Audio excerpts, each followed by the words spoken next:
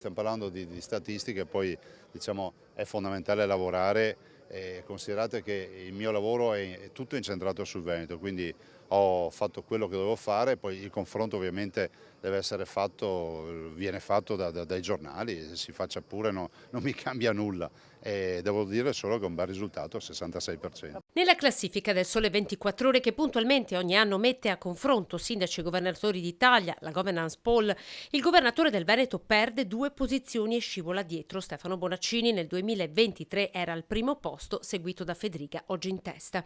La prende con vero spirito sportivo. Luca Zaia: ho lavorato per i Veneti, dice, lo farò fino all'ultimo giorno, alludendo forse a quel terzo mandato che fino ad oggi gli è stato negato. È fondamentale che i Veneti abbiano la tranquillità di avere un governatore che fa il governatore per il Veneto, difende il Veneto fino all'ultimo giorno. Mandato che potrebbe raccogliere come candidato del centrodestra, viste le preferenze messe a segno nello stesso sondaggio, proprio quel Mario Conte, sindaco di Treviso, che in classifica sale vertiginosamente fino ad approdare nella top 5. Diciamo che è l'inizio di un percorso che si basa sul grande impegno, sul grande lavoro, il grande ascolto nei confronti della comunità. Poi quello che sarà in futuro francamente non ve lo so dire, di sicuro però il presente si chiama città di Treviso.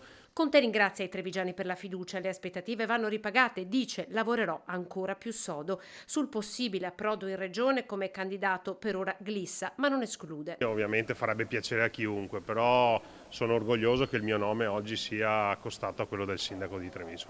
Intanto c'è grande attesa per capire a chi sarà assegnato il posto dell'assessore Elena Donazzani in regione.